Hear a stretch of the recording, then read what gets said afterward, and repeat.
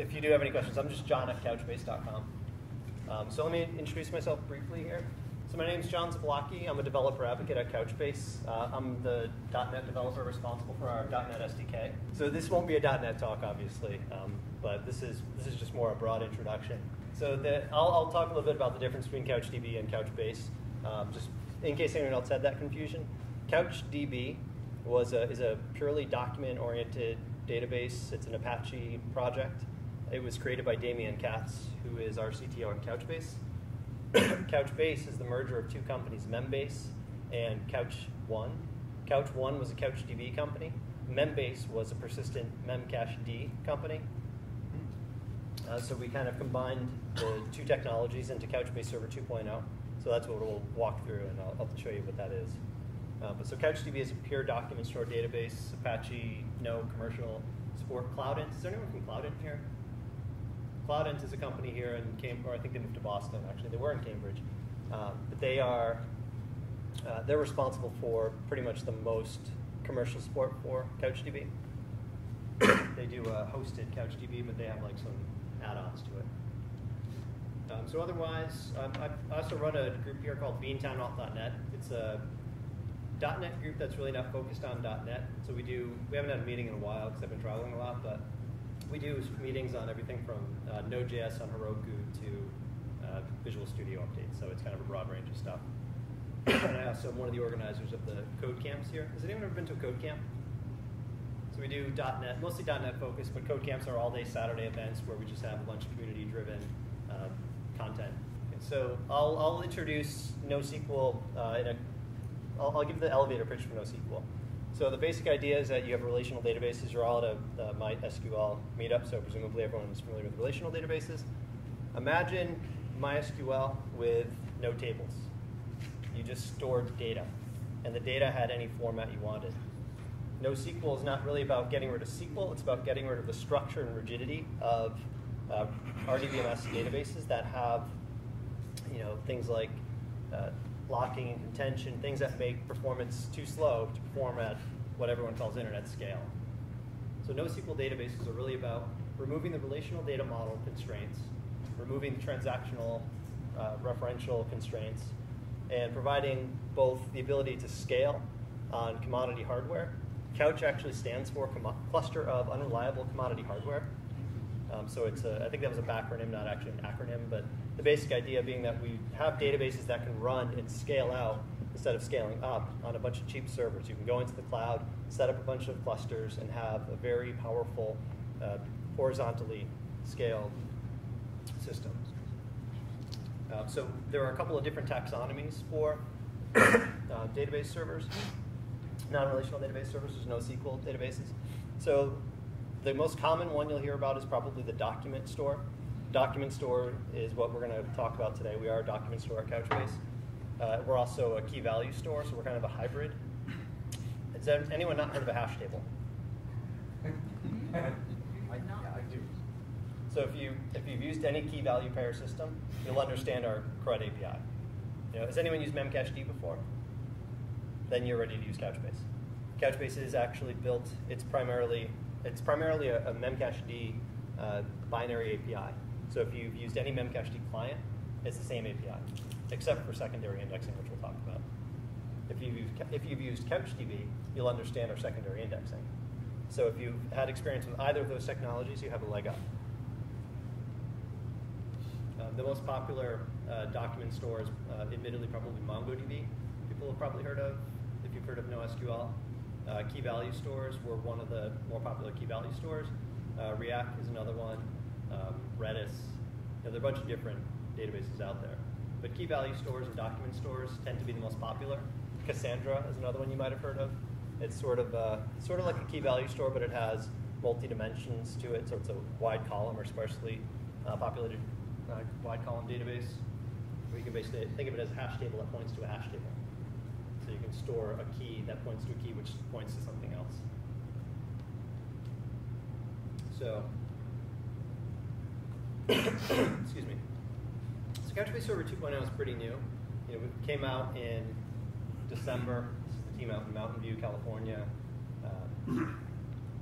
But the big changes that happened prior to this, back in, up until November, November when we had our gold release candidate, was Couchbase was a key value store. You put data in by key, you got it out by key. It's a hash table, right? It's just the hash table distributed across many servers in a cluster, and that's obviously a limiting sort of data model. You can do a lot with it if you can predict your keys, if you know your keys. So it was, that's what Couchbase Server 1.8 looked like. Some of the key characteristics, very scalable. Has anyone ever played Draw Something? Draw Something is backed up by Couchbase Server. So there are lots of hugely popular applications that are built on top of Couchbase Server.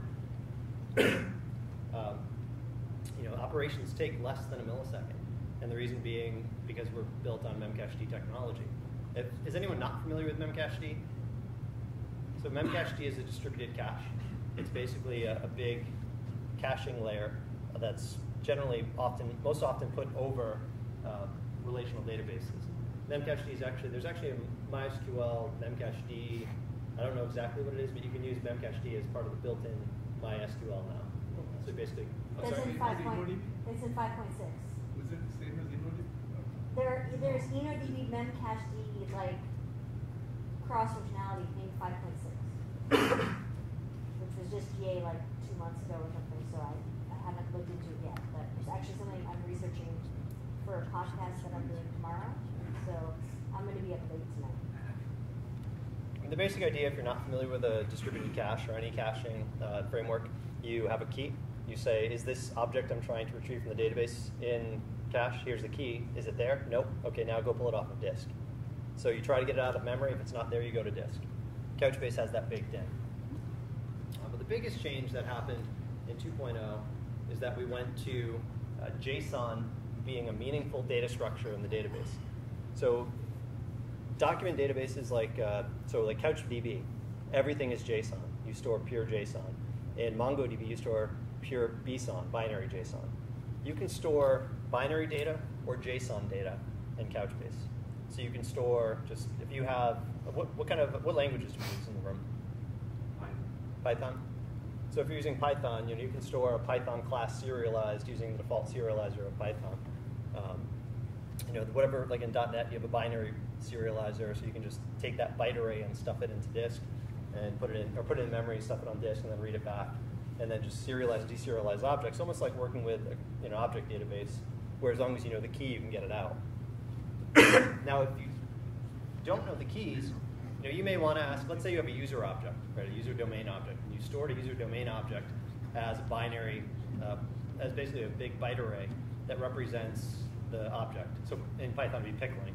So you would pickle the object in Python, or in Java, you serialize, .NET, you serialize it however you serialize it.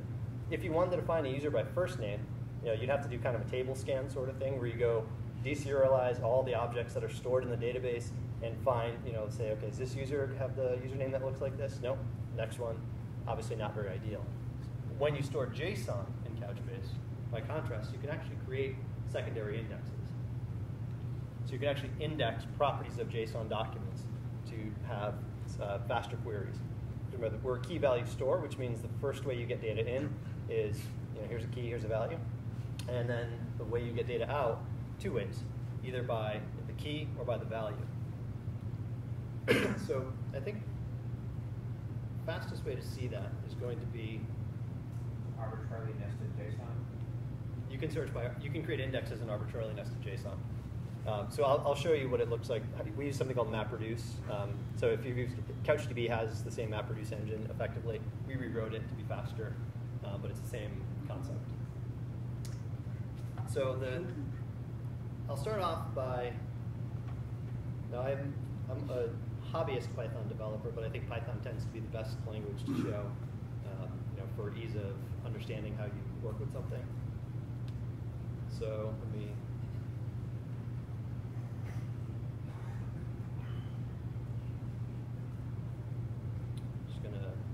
Has anyone ever used virtual environment in Python? It's pretty awesome. You can basically create a clone of your Python environment and add things to it, remove things from it, and not actually break anything. So now everything's happening in this virtual Python environment. So I'm going to go into the Python interpreter. So we have SDKs for all the different languages. We have .NET, obviously, it's what I do. We have Java. We have Python, which hasn't quite hit 1.0 yet, but it's we just got someone from one of the other teams to come in and take over that responsibility. We have Node.js. We have Ruby. So we have PHP, everything you expect to find. So we have a Couchbase library, or module. So the Couchbase object, when you connect to Couchbase, oh, you're not seeing this right now.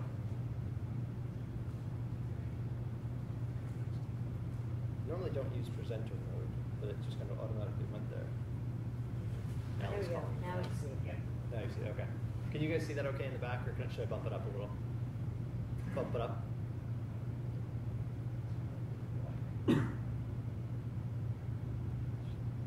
Yeah, I can see about doing the lights because it's white on black.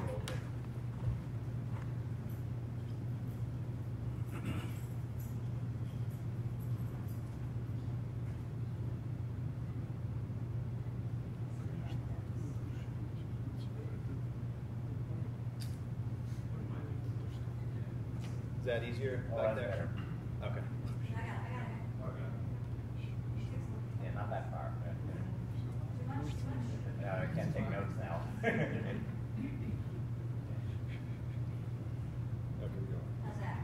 Yeah. So in the Python SDK, and like all the other SDKs, you create an instance of of a client. So this will be an instance of a. Oh, I can use my glasses. I couldn't use the glasses when I got too dark. You bootstrap over a RESTful listener. So if you install Couchbase and then you browse to localhost :8091, you'll see a JSON response coming down that tells the client how to go discover information about the cluster. So we don't have this sort of man-in-the-middle idea where most databases, when you have a cluster behind them, the database is controlled by a cluster manager that gets all of your incoming requests and then sends them to the right node that's going to handle that answer. Our SDKs, they're listening over this connection. So over port 8091, there's a streaming HTTP connection that's constantly updating the client to say, there's a new node, now you send your request to that node. And we have this idea of a bucket, which is really just a database, but we call it a bucket. When you install Couchbase, you get a beer sample database. So there's this, if you've used I forget what other databases use, but SQL Server has a Northwind customers database. Our sample database is based on the OpenBeerDB. So now I have an instance of a client. So now I want to get an instance of that bucket. So I want to connect. So the client is sort of the thing that can connect to multiple databases. The bucket itself is the object that represents a database. So the bucket is called beer sample.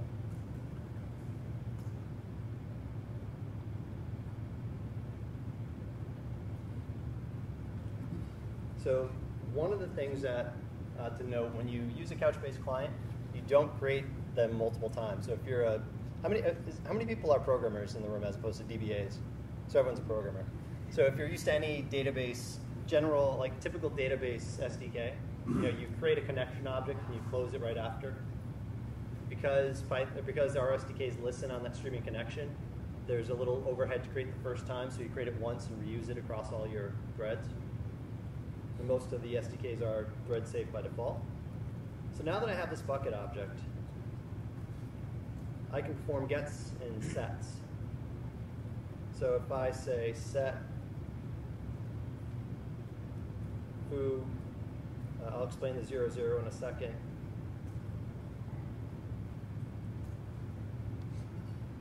Now you can set, so in the Python SDK, there's a little more exposed to you than some of the other SDKs. When you do a set, it's really just key value. That's the only thing you need to think about now. I just created a record in the bucket with a key foo and the value bar. The 0, 0, it's a time to live and a CAS value. So that's what actually comes back in the next line. Time to live, you can actually set an expiration for your data. It will persist, but there's a background job that'll go remove things from disk if they should be expired. 0 just doesn't expire it. And the other 0 is a CAS value. A CAS value is a compare and swap. It's basically like a revision check. Do you have the latest thing that you're trying to update? If you don't, then don't update it. So now, if I go over to this is our Couchbase cluster. This is our cluster manager web console. You have a very simple look at what's happening. You can see that we had one operation. I just inserted a record, so the graph is showing that I have an operation. I can get a look at the health of my cluster. If I wanted to add a node to the cluster, I click on Add Server, and that's going to basically just authenticate to the instance of Couchbase in another server and create a 2-node cluster. If I had another server, I could show that. But what that would do is then take the data that's on the one node and distribute it across 2 nodes. So based on the key and a hashing function over the key, the data is automatically sharded across the 2 nodes in the cluster. So all of our data is auto-sharded.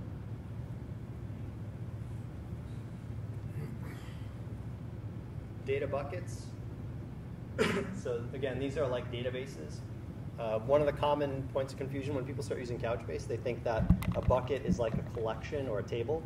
A bucket is more like a database. It sounds like it's not. It sounds a little lighter than a database, but there are resources that are allocated per bucket that make it closer to a database than if it were, a collection or a table or something.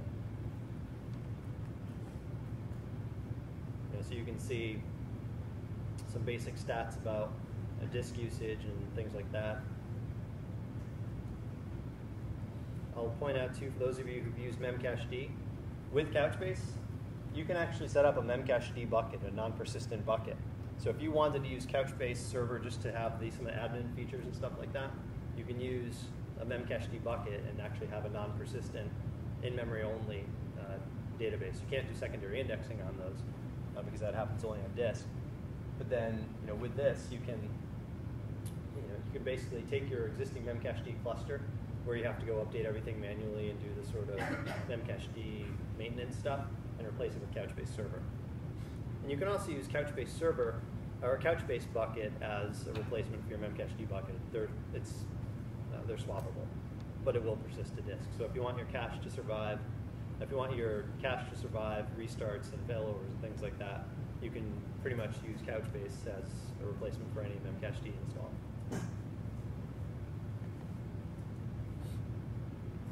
Views I'll talk about in just a bit. We have a new feature called cross data center replication, which is as it sounds. Effectively, what this is doing is taking all the mutations to documents, so inserts and updates.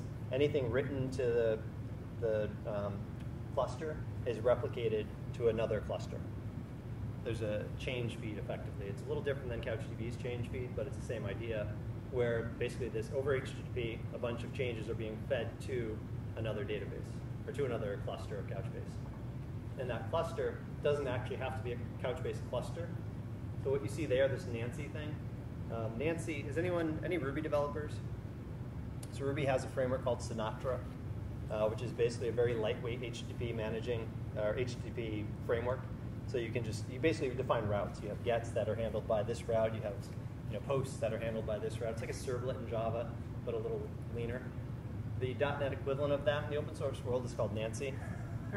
Nancy Sinatra. Okay. So what I did, I have a blog about this, and it's not just a .NET thing, but it's blog.couchbase.com. You can find that information. What it is you can basically spoof an endpoint. You can spoof being another cluster by listening on certain HTTP paths. So if you set up like a /pool /default /whatever, you can write your own endpoint for cross data center replication. Now what that means is you can do things like, I want every change that's fed into Couchbase to be fed into SQL Server or MySQL. So you can basically set up a listener for changes that you can then replicate to another data store. And you can, you don't have to actually keep all of the documents. You can set up logic in your receiver to look for certain changes to certain things, so auditing or something. The one caveat to that I'll mention is that The only changes in Couchbase that get written to disk are the most recent ones. So when you write to Couchbase, you write to memory, and then asynchronously flushes are made to disk. So everything gets written to memory first, replicated across multiple nodes if you set it up that way, and then asynchronously we write to disk. But what that means is if you had 5 writes that happened before, 5 writes to the same key that happened before we flushed to disk, only the most recent one gets written to disk, and that's what gets replicated. So you wouldn't necessarily, you couldn't use it for true auditing like in a true bank application or financial application where every change has to be audited, because you may never even have seen it on disk. Can you force the writing? I'm sorry? Can you force the writing depending on certain? So there's the question is, can you force the writing? You can't force the writing, but you can force your operation to block until you get a successful write.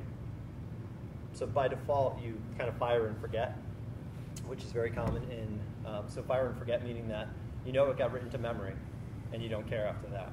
But you can use something we call durability requirements to say, don't return this. So that set I did, Python doesn't have this yet, but the other SDKs do.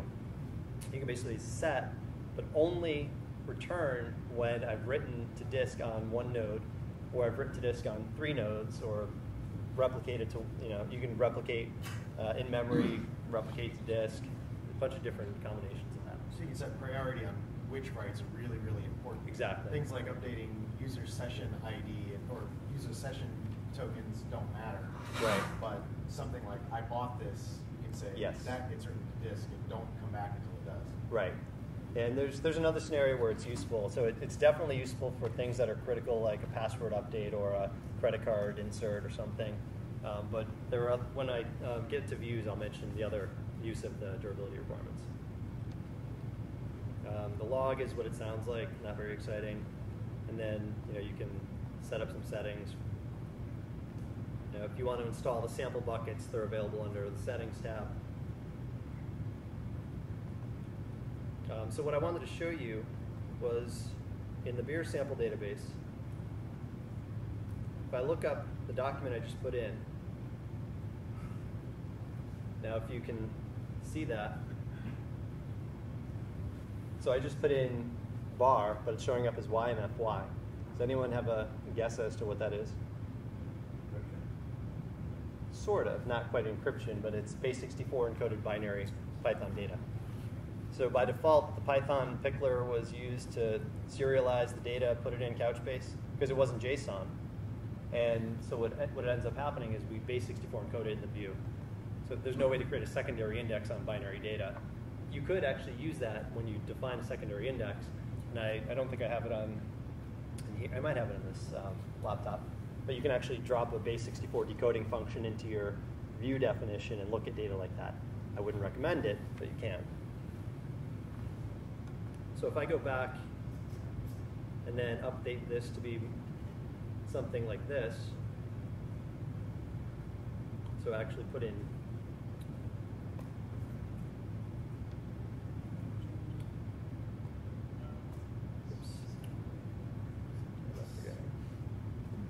right.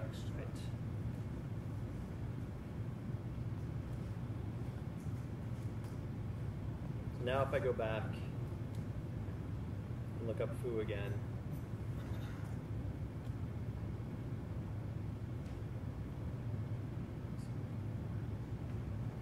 so now you can see it's storing valid JSON. You can obviously use any JSON serializer and deserializer to, in Python it's your just JSON.dump_s or JSON.dump or load_s to move a dictionary around or something. But whatever serializer you happen to use in your language, you can just use that to deserialize and serialize your objects. And then, if you want to get that data out, bucket.get, and there's the key. So when you call the get method in Python, you get a couple of different things. You get a status code first, which is 0, telling you that everything was okay. You get the CAS value second. So this is a unique ID on the server that says this is so that this ID is associated with this data for this key. If someone updates this document, that CAS value changes. And when I perform certain types of updates called CAS updates, then I pass in the ID that I think should be the most recent. And if it's wrong, that value fails. So if you have something, it's optimistic locking. So if you have some situation where you want your data to be locked until you have the most recent version of the record, you know, like if you have a game app or something, you know, you have people constantly updating a game, you want to make sure they get the most recent one. You basically just have a, you know, an exponential back off until someone gets it right or fails. Is this value written to the disk or is it value? I'm sorry? Cache value. Is it written to the disk or is it? So the CAS value, it's stored in memory. So it is, so there's a metadata that's kept for every key in your bucket in memory. The metadata includes the key itself, the CAS value, the expiration. So there's a bunch of data that, the reason being that you have to be able to ask very quickly who has the most recent, or what is the, or I'm sorry, if I'm looking up a key, we want a failure to be very fast. You know, we don't want to know, we don't want to have to go to disk ever to find out if a key exists. And what that means is that the minimum requirement for memory for your cluster is to hold enough metadata for all of your keys. The actual data can live on disk. It would be very slow if that were the case. But the minimum set of memory you need is enough to hold every single key and its metadata. So it's something like 120 bytes per key or something like that.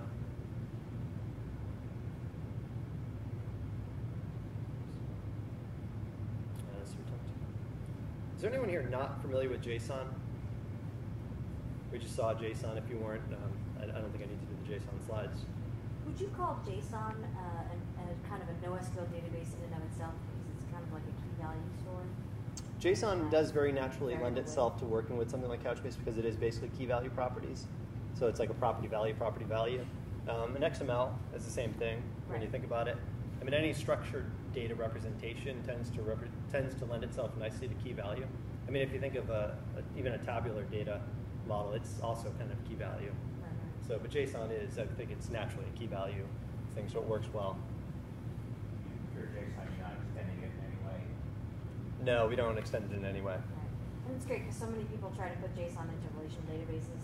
And it just makes them puke. Well, there's like XML columns in Oracle and SQL Server and. I actually found a JSON column in one of my databases at Mozilla that had 3,000. They're all over 3,900. I don't remember the exact number. Wow. It was 3,900 XML objects in one field. So it was a big long string. Wow. And I like actually parsed it and I'm like there's like 3,900. Yeah, it's. Yeah. Yeah, I think I've done things like that myself. But, so a quick overview of, I won't go too deep into the cluster architecture, but just so everyone understands, there are basically two big pieces to Couchbase Server. There's the memcached side of things, basically, which consists of the EP engine, which is the thing that figures out how to get things to disk, off disk, into memory. It's basically the coordinator for all that. And then there's that caching layer. So everything that's hot in your database is pulled into memory. So all of your most recently used data gets pulled into memory. It's always kept there so that you have lightning fast operations. Question? Just curious, what's the logic for keeping this? How do you determine what's so hot? What's it? I don't know the exact details of the algorithm, but it's generally the most simple way to think of it is the most recently used. So things that haven't been accessed in a while are kept on disk. I understand it's one of our, I don't know how it's going to change, but we're trying to make it more intelligent in the next couple of releases. But it's generally, if you've accessed something in any recent memory, it's going to be there. The query engine, this is, I'll show you MapReduce in just a couple of moments, but that's the new piece in 2.0. The query engine is the thing that actually creates the secondary indexes and lets you query them. So the key value queries, I just showed you a key value query. Here's a key, give me the value. The secondary indexes will be a little more interesting. And it's important to note that the query engine only operates on things that have been written to disk. So when I talk a little bit more about views, that'll be important. And then over on the other side, we have the cluster manager, which is written in Erlang. That will probably be replaced at some point with a pure C. library, but if you know anything about CouchDB, that was famously written in Erlang.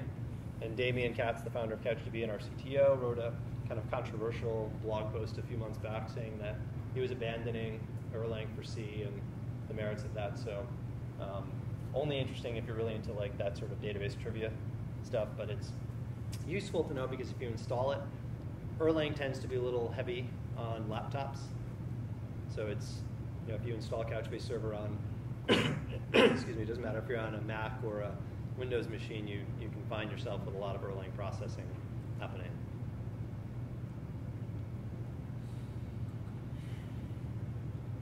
So again, I mentioned how writes happen first to the managed cache layer. They get asynchronously written to disk, asynchronously replicated. Same with updates.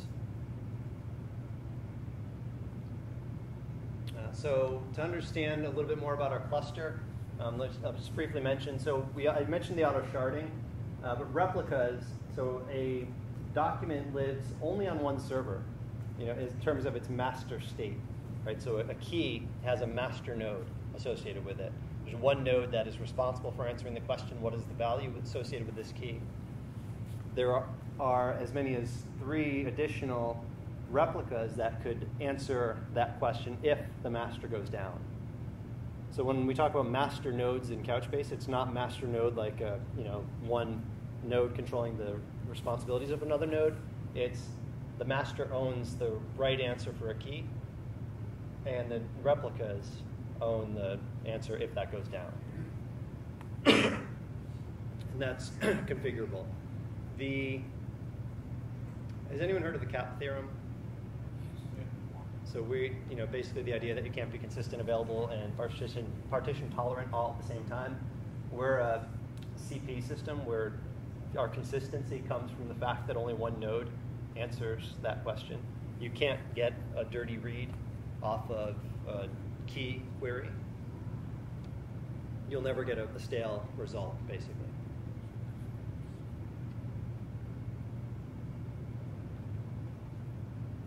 Now, when you add nodes to the cluster, so if you can do online updates to Couchbase Server. You can add nodes online without taking your cluster down. And the way that works, so there's this cluster map, that streaming connection. You know, the keys, the client has a hash function that takes a key, it hashes it, and figures out what server that key needs to go to. There's a layer of indirection called the V bucket in between there. And the V bucket is basically a finite set of right answers for a key to go to. So a key can only go up to 1024 spaces. The key space, you have millions of keys, but they're all going to be mapped onto an abstraction layer that's 1024 items.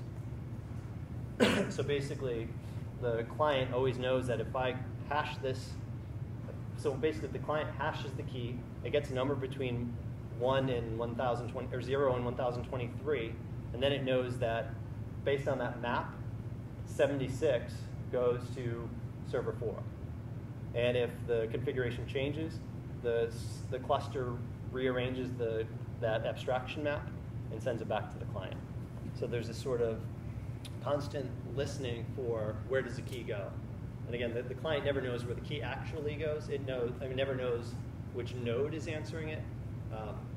It only knows by way of that map, the vBucket map.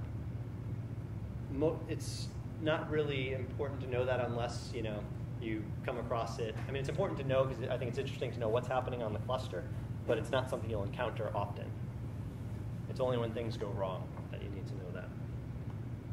Same thing when you fail over a node, there's a map sent to the client.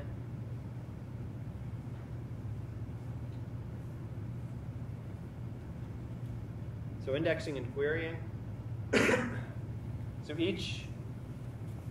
each node in the cluster creates an index of the keys. So if you had user documents spread across all 3 servers in your cluster in this example, and let's say you were indexing the email address for a user document, each node keeps a copy or keeps part of the index that it's responsible for. So the set of keys that it has that satisfy the index live on one node, live on another node, live on another node, and then a scatter-gather request happens that says, take these 3 partial indexes, put them together, and then answer the query. So there's a little bit of parallelism. That's, from what I heard, recently may change in the future, but So typically query on the secondary index is much slower because you don't go right to the master node. You will have to rehash. Meaning, say if my email address is repeated, right? That's part of the key. you won't have to rehash and do the mapping to find the right nodes. So the actual index contains the key that it needs to go to. Index on server 1 will not know about that. That's correct. What I'm saying is, if those email addresses live on 2 different servers, because the original data, original key on which Couchbase operates, made a determination based on the key hash or whatever, right? Go to one server and another server. The email address is appearing in both of them, and when I do the query on email, I get 2 records. Should get 2 records, right? Right. So What I'm saying is that query will be slow. yeah, so for sure, there are a couple of different reasons why views are slower. So secondary indexes are slower because they're not kept in memory. They're kept on disk. So everything is read off of disk, and then you get your data back from the query. So that's always going to be slower. And there's also that scatter gather thing, so you do have to go to multiple servers to get in the right answer. But I think the thing that's slowest tends to be just having to go to disk. If you have file system cache, then you should have your index in RAM somewhere, but that's going to be dependent on a lot of different factors. You can't count on that. But you can, what you generally do, the general approach when you create an index is to query, but then look up the original document in memory. So you use a combination. You basically use, so imagine a case where you query a SQL server, or query not SQL Server, Microsoft SQL Server, but a relational server, where you said select primary key from table, right? So you're select primary key, where something equals something. You're basically using that primary key to go get the rest of the row. That's the sort of model. It doesn't make sense in a relational world, but that's the sort of model you use with Couchbase. You use an index to find the primary key to then go pull it out of memory. So it's a sort of 2-step approach. The SDKs hide that from you. You don't necessarily have to do that yourself, but as you iterate over the results of a view, it'll go pull things out of memory using that primary key. So the query only gets a list of keys, and then when you iterate over that, it gets the actual document Yes. that backs it. Got it. Yep. Okay. So I'm going to show you a view query now. So if I go to views, and I look at the beer sample database. Oh, sorry.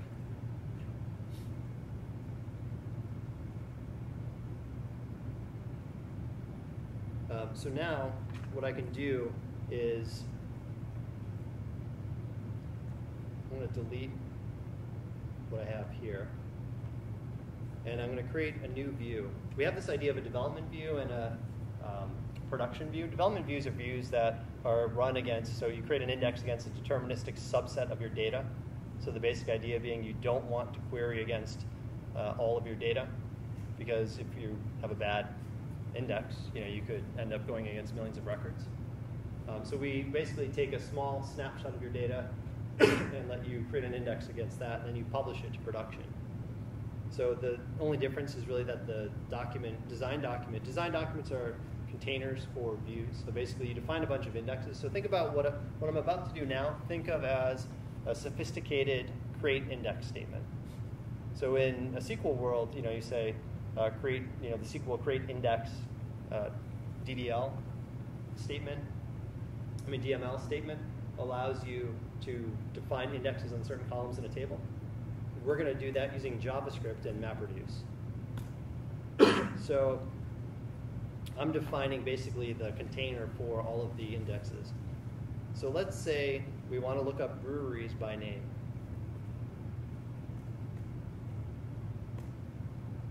So I click in here, and what you can see here is a beer document. So the beer document is just a JSON beer document. And you can see on the left, I've got a couple of important things. I've got a name, I've got alcohol by volume, I've got a type, and the brewery ID. The two important things here to look at are the type and the brewery ID. So we don't have taxonomy in Couchbase beyond you're either a JSON document or you're a byte array. You're a base64 encoded document. And you can see that in the metadata we have the type as JSON. But over on the left, we have this conventional taxonomy. So that type property on the document is a convention.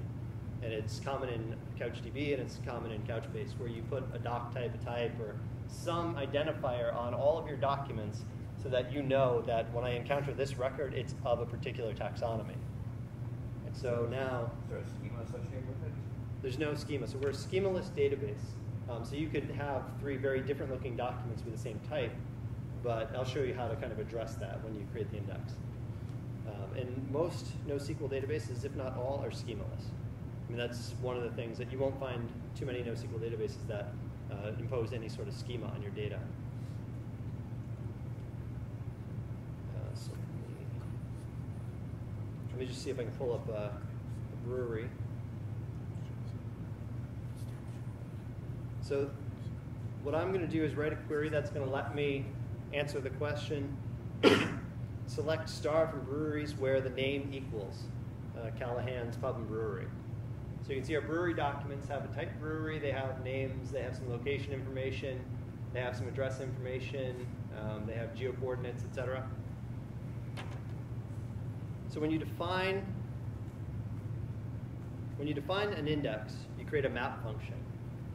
A map function is nothing more than a JavaScript function that takes 2 inputs. The first input is the actual document. The second argument is the metadata. So imagine you have 1,000 records in your bucket, 1,000 documents in your bucket. This function will apply to will be run against each and every one of those documents. So imagine this being run, imagine a big for each loop over all your data, and the actual iteration step for each of the for each iterations is to pass the document to that function. And then what this function is responsible for doing is deciding, does this document belong in my index? So let's say I'm creating an index on names of breweries. This function has 2 jobs. It has to put the key into the index, so put the thing that's going to answer the where clause question into the index. So put the name in the index, but also decide whether the name of this document should go in there. So let me make that a little more concrete. So if doc.type equals brewery. So if I get fed a beer document, skip it. We're not going to index beer documents in my breweries by name query. And here's the schema question. Oops. The doc needs to have a name. Don't try to index the name if the document doesn't have a name property. We're just taking advantage of JavaScript's loose typing, which will let us say and doc, do a Boolean and doc.name. So if it doesn't exist or if it's undefined, it's false. The meta ID is the key of the document. So our default template shows you how to create an index on the keys, so you can write range queries over keys. But in this case, what we want is we want to create an index on the name. So this is a create index on the name column, effectively what we're doing here. So if we're looking at brewery documents, add the name of the brewery to the index. So let me save that. What's the null? The null I'll show you in just 1 second. So what this data looks like, this is what an index looks like. It's a triplet. For each item I emitted, I have this limited to 10 records by default. This is why you only see 10 records. So you see that for each of the brewery documents, in the index is stored the ID of the original document, so the primary key. And this would be true of a SQL index, right? So if you created an index on the name property of the breweries table, you'd have the primary key. You have the actual key that you're indexing, so the actual name of the brewery. And the value is used if you wanted to do one of 2 things. I can project a small piece of data. I can project anything I want into that value property. So if I wanted to let's say I wanted to answer with what do they call it in SQL databases? The when you can answer when you can answer a query with the index itself. Oh, covering index. Covering index. Thank you. I forget that every time I make this point. So if you wanted to perform something like a covered index where you could answer with only the index, you could put something in the value. But generally speaking, what you want to do is ask the question, find me the brewery whose key is Os Brewery, and give me its primary key back. You could also put the brewery ID in there, for example. You could actually look up the brewery if you had stored the brewery, if you had omitted the brewery ID in the value. You get back key value structure. Let me make this a little more concrete with a quick Python example. So I need to publish this to production, which again just means taking off the dev underscore prefix to it. All right, so now if I go back to my bucket, so I can say view equals bucket.view. So there's a view method that takes the path to our design document. The other SDKs are a little less verbose in this example, where you just basically say, I created a design document for breweries queries, and I created a view, an index called by name. So now if I were to query this, that's all of the brewery data. Let me get a little space here. But now if I wanted to, if I wanted to query for a particular key,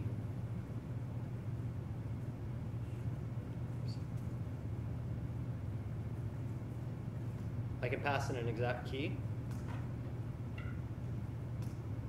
and now I have a single record back.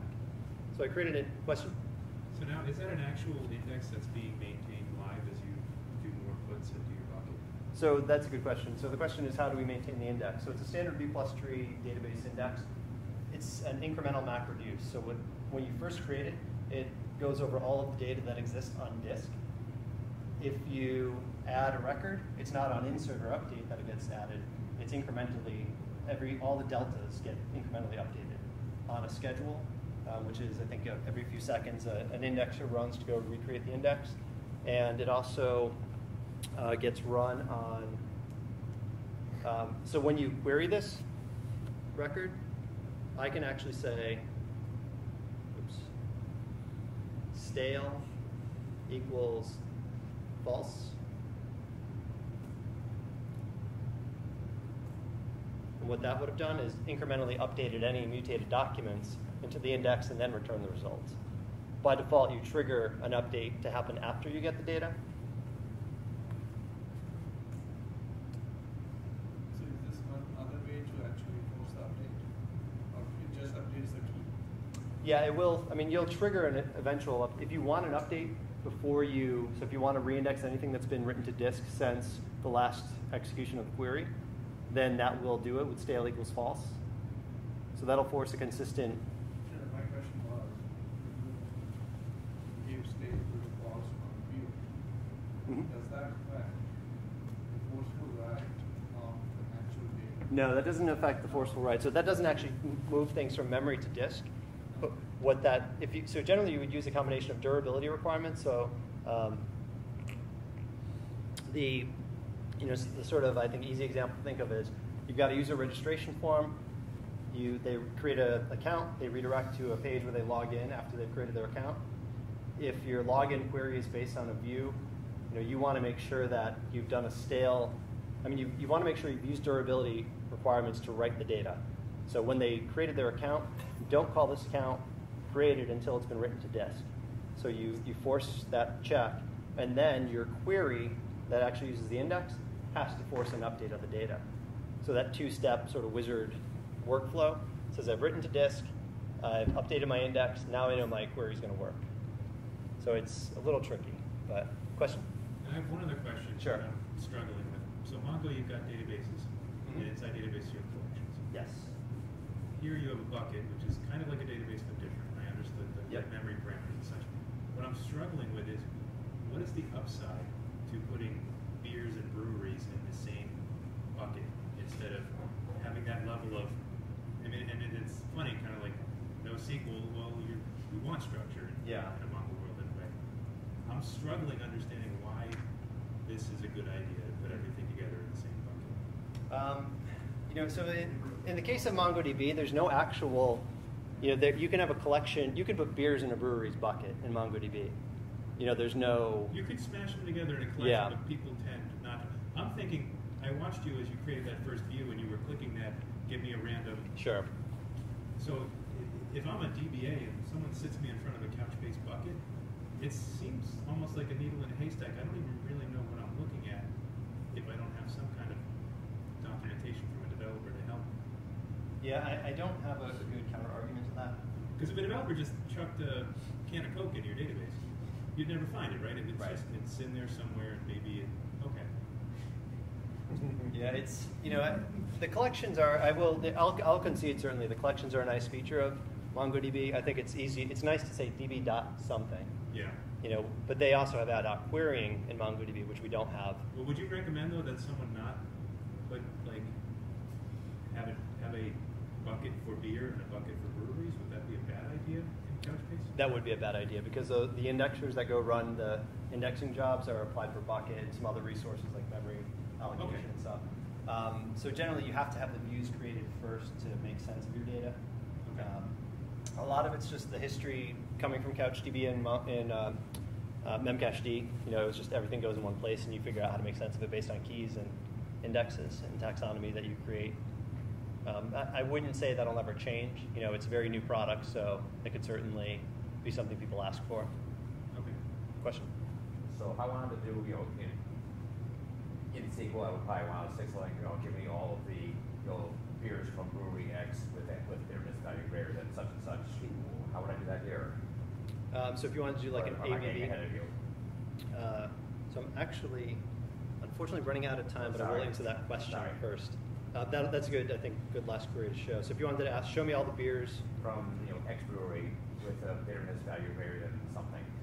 Sure. So I what don't- you could do in I that, don't know if you have enough data for that to be meaningful, but well, what you could do is, so I'm gonna, if I add a, Similar, yeah. if you add a view, and you want to say by brewery and ABV. Well, it wouldn't be brewery. In this case, it would be beers.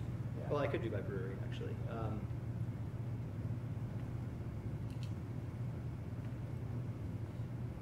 So what you can do is emit a compound index.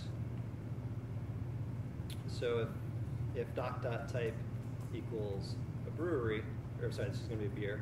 So we're going to look at beers. The doc has an ABV, and the doc has a brewery ID. What I can do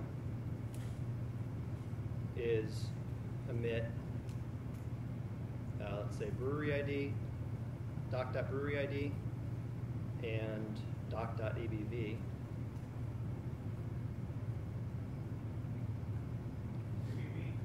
Oops, yeah. That's what happens when I take my glasses off. And if I save that, and then run that, show you what that index contains.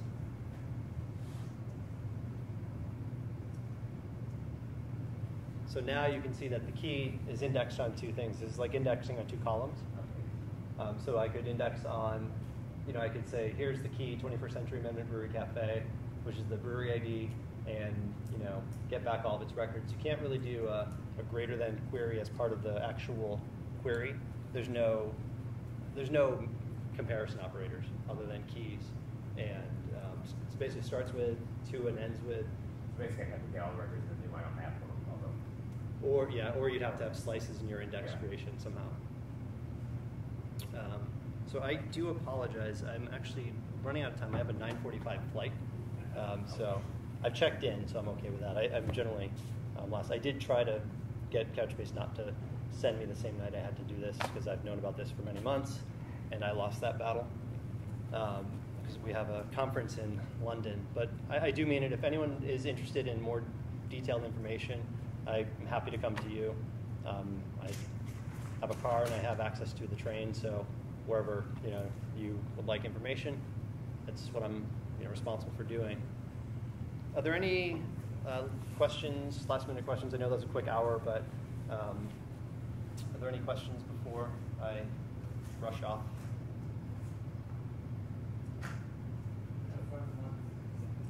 Thank you. I wish it were a social trip, but it's